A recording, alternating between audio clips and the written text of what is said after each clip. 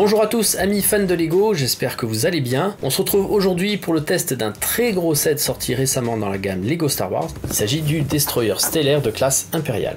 Mais aujourd'hui on ne va pas se contenter de faire qu'un simple test du set, on va également faire le nécessaire pour le mettre encore plus en valeur à l'aide d'un kit d'éclairage qui m'a été fourni gracieusement par Lightelling. D'ailleurs un grand merci à eux au passage. Et je vais également vous présenter un support fait maison avec quelques briques Lego que j'avais en stock. Donc restez bien jusqu'à la fin pour découvrir le résultat final. On a donc du pain sur la planche, alors je vous propose que l'on démarre tout de suite avec la présentation du set. Allez, c'est parti. On commence tout d'abord par notre traditionnel tour de la boîte. Étant sorti cet été 2024, année du 25e anniversaire de la gamme, la boîte se voit donc bénéficier du design dédié pour cette vague de sets. Design qui est très similaire à celui des sets des autres vagues Star Wars, à la différence qu'il utilise une couleur bleu métallisé pour tous les petits éléments de décoration. Pour rappel, ce set est le 75 314, donné pour les 10 ans et plus. Un petit logo en bas de la boîte nous rappelle donc que ce set fait partie des sets de la vague du 25e anniversaire de la gamme. Il est d'ailleurs mentionné juste à côté de ce logo que l'on a dans la boîte une minifigurine exclusive, celle de Cal Kestis. Alors je vous rassure, ce n'est pas la seule minifig présente dans ce set, il y en a 6 autres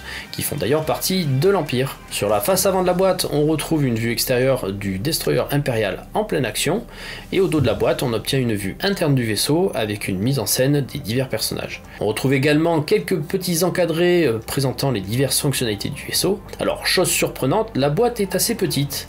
On sent qu'il y a juste la place nécessaire pour les sachets et la notice. Et en plus, il s'agit d'un tout nouveau modèle de boîte avec les marques de pliage, les scotch de scellé et l'ouverture par la face avant.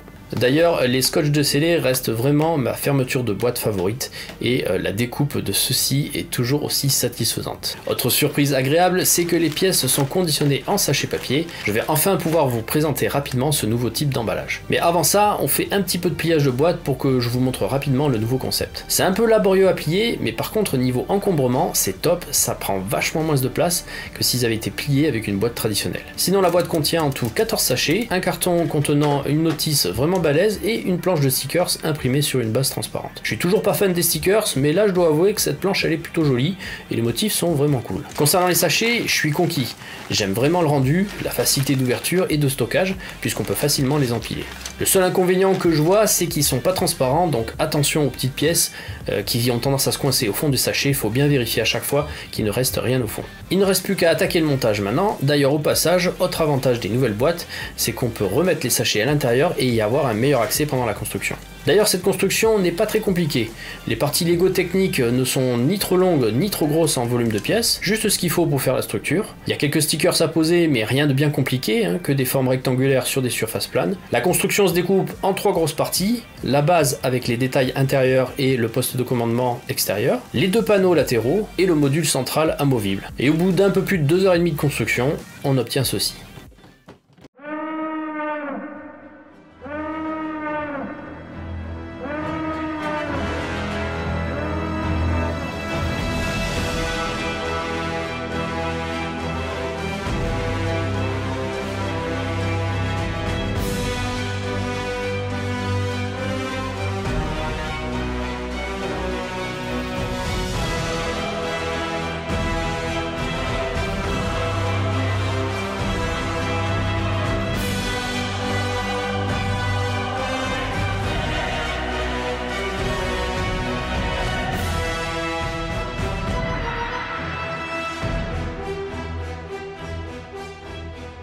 Alors plus petit que ce que j'imaginais, mais pourtant il n'en est pas moins réussi. Je trouve que malgré que ce soit un playset, extérieurement il est très détaillé et très fidèle au vaisseau dont il s'inspire. Le vaisseau est très beau, profite de légères touches de gribbling qui font vraiment leur effet, et niveau solidité il est assez impressionnant. Il dispose d'une poignée de transport qui est astucieusement dissimulée, et même en le secouant par cette poignée, il n'y a rien qui bouge, il n'y a rien qui se casse. Si on jette un petit coup d'œil dessous, force est de constater que c'est plat et du coup pas fidèle du tout au vrai vaisseau. Mais il faut bien garder à l'esprit qu'il s'agit d'un playset et qu'aucun support n'est fourni, donc faut bien que ça puisse tenir à plat sur une table. Sur la tranche, on peut voir que les designers sont allés jusqu'à reproduire les 2 petites encoches que l'on retrouve sur le modèle.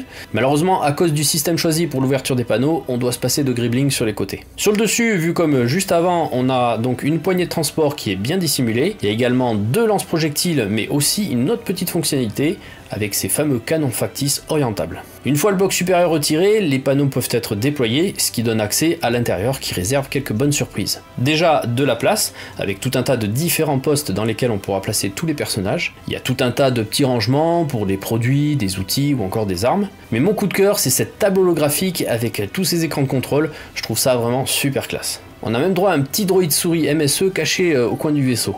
Au niveau positionnement des minifigurines, tout le monde trouve sa place très facilement, que ce soit aux divers postes de contrôle ou encore au niveau de la table holographique.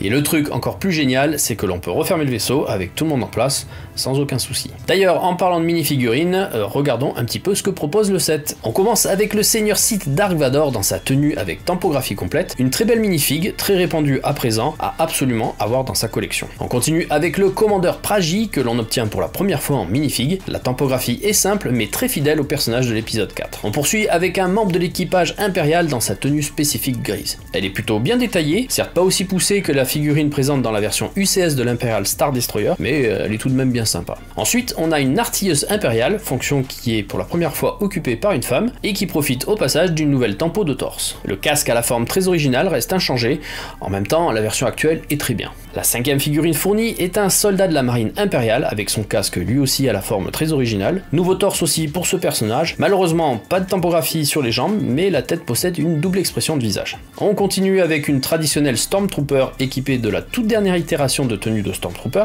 celle que l'on peut retrouver dans l'embarquement du Tantive 4 et le diorama du compacteur de déchets. Très belle version, je dois dire. Je crois même que c'est ma préférée. Et on termine avec la minifig exclusive du 25e anniversaire de la gamme, celle de Cal Kestis. Elle est vraiment sublime, mais malheureusement incomplète. Il aurait été très intéressant que Lego lui ajoute une petite pièce de tissu poncho comme on peut voir dans le jeu vidéo. Et ce qui aurait été bien également, c'est qu'au même titre que la Leia jeune que l'on trouve dans un autre set du 25e anniversaire, qu'il ait droit à son droïde compagnon BD1. Surtout qu'en plus le moule existe, donc c'est vraiment dommage.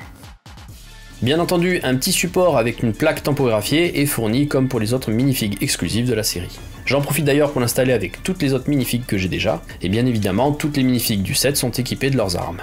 Donc au final, que dire de ce set? Eh bien je suis agréablement surpris par ce vaisseau, on a vraiment affaire à une belle construction, très fidèle pour un playset, il y a quelques fonctionnalités et un bon accès à l'intérieur du vaisseau, ce qui favorise la jouabilité. Niveau dotation de minifigs, on n'est pas en reste non plus, avec une belle diversité de personnages de l'Empire, et on a même un gentil Jedi au travers de la minifig de Cal Kestis, de quoi rejouer quelques bonnes bagarres. Il propose un temps de construction honorable, sachant que je suis un maître constructeur, donc on va dire que le temps que j'ai mis est un minimum. Après, il y a la question du prix, où effectivement le ticket d'entrée est assez élevé et ne conviendra pas à toutes les bourses. Sachez déjà que malgré ce tarif élevé, en fait ce set profite d'un assez bon rapport qualité-prix au final, puisque le prix à la pièce est de 10,9 centimes, alors ce qui est un peu haut mais pas le pire pour du Star Wars. Par contre le prix au kilo est assez surprenant pour cette licence, car on se retrouve à peine au-dessus des 66 € du kilo, et ce qui est vraiment pas mal. Maintenant que je vous ai démontré que ce vaisseau était vraiment un chouette playset, avec une bonne prédisposition à l'exposition de par son extérieur soigné, si on tentait de lui donner toutes les armes pour qu'il devienne un superbe set à exposer dans sa collection, en commençant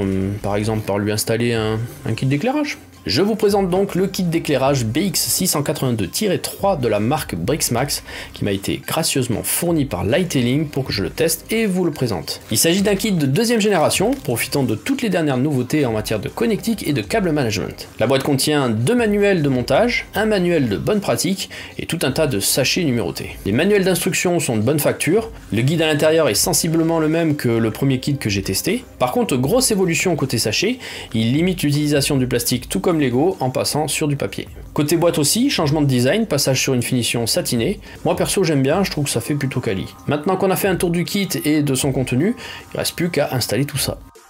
On commence avec la nouveauté et toutes ces petites pièces qui ont la particularité d'être à la fois compatibles Lego et qui permettent de faire passer les câbles via des petites fentes qu'elles ont. Pour ce qui est des pièces ajoutées, ce ne sont par contre plus des pièces Lego mais des pièces compatibles.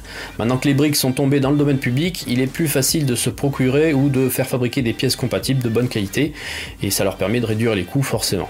Au niveau des LED, j'ai pas l'impression que les PCB et les composants aient changé. Par contre, au niveau connecteur, ils sont passés sur une version avec le corps un petit peu plus long, ce qui permet une meilleure solidité globale et une meilleure tenue lors d'éventuels démontages. Et c'est surtout qu'il n'y a plus de détrompeur, donc ça veut dire que les connecteurs sont réversibles. Fini de chercher dans quel sens va le connecteur. Au niveau de l'installation, il m'aura fallu une bonne heure pour tout mettre en place. Le manuel est clair, il faut tout de même prendre le temps de bien analyser les photos et de s'aider des pictogrammes qui sont présents sur chaque photo. Les nouvelles petites pièces sont vraiment pratiques et permettent de ne pas pincer pincer les câbles, ce qui avait tendance à les abîmer à la longue à force de montage et démontage. Et voilà le résultat une fois le vaisseau équipé. Alors je sais pas si la vidéo lui rendra justice, mais je peux vous assurer qu'en vrai c'est topissime. Ça n'a plus rien à voir une fois éclairé, on joue vraiment dans la cour des grands. Le kit permet d'éclairer toute la partie centrale et le poste de commandement où tout l'équipage vit et travaille. Il propose d'éclairer également une partie des canons latéraux grâce à des LED vertes. Très bonne idée, mais au final un petit circuit d'effet de tir blaster aurait été le bienvenu pour ajouter un petit peu de dynamisme. Les réacteurs à l'arrière sont également équipés de LED grâce à des PCB ronds spécifiques. Alors je regrette là aussi un petit truc, c'est qu'il n'est pas pensé à mettre des LED sur les petits réacteurs, c'est un peu dommage. Bon, après le kit ne propose pas seulement d'éclairer l'extérieur du vaisseau,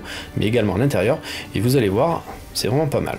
La table holographique ainsi que les écrans de contrôle sont équipés de LED et je trouve que ça rend juste trop bien. Bon, et puis ces petites pièces pour le câble management, c'est juste extra. Elles permettent de maintenir les taurons de câbles plaqués sans qu'ils se battent partout. Franchement, top. Ce kit propose également des cartes d'extension intégrées dans des briques. C'est la première fois que je vois ça. Ça évite de devoir les coller avec du double face comme avant. Franchement, encore un très bon point.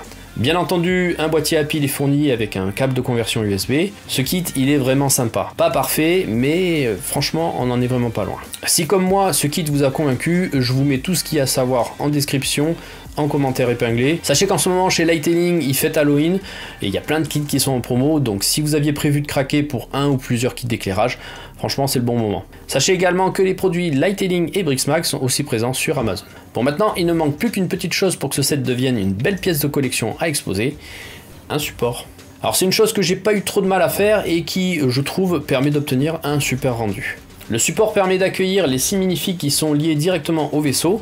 Je pars du principe que Cal Kestis sera exposé avec les autres minifigs de la série du 25e anniversaire. J'ai mis une petite plaque des 25 ans également, voilà, pour le fun. Il y a une fixation qui est également prévue pour le bloc de pile du kit d'éclairage, juste ici. Pour ce qui est de la fixation du vaisseau, je profite du fait qu'il est un fond plat, mais également que la structure possède des pièces brackets qui ont une petite fente dans laquelle on peut venir insérer des pins techniques avec axe, et ça permet du coup de guider, et les lift arms sont là juste pour le repos du plat du vaisseau. Donc voilà, vraiment rien de compliqué, mais juste ce qu'il faut pour embellir ce set de l'Imperial Star Destroyer. Comme à chaque fois pour les supports que je vous fais, vous retrouverez en description un lien vers la notice et la liste des pièces. Et bien voilà, cette vidéo est maintenant terminée, j'espère que ce petit concept vous aura plu. Si c'est le cas, n'hésitez pas à me le faire savoir au travers de l'espace commentaire, en me laissant un petit message pour me dire si vous voulez que je réitère ce type de vidéo pour d'autres vaisseaux. Merci à tous ceux qui auront eu le courage de rester jusqu'ici, et encore un grand merci à Lightelling pour la fourniture du kit d'éclairage. Je vous souhaite à tous une très bonne fin de journée, et je vous dis à très bientôt pour une prochaine vidéo. Ciao les amis.